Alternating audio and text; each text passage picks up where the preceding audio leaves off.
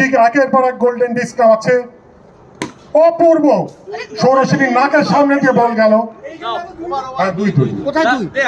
3 over 32 run, 3 over 32 run, 4 run দরকার। আর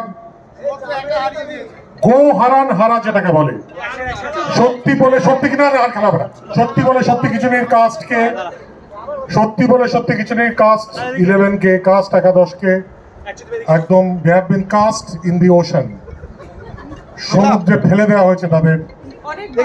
3 ওভারে 32 বল করছে রাহুল।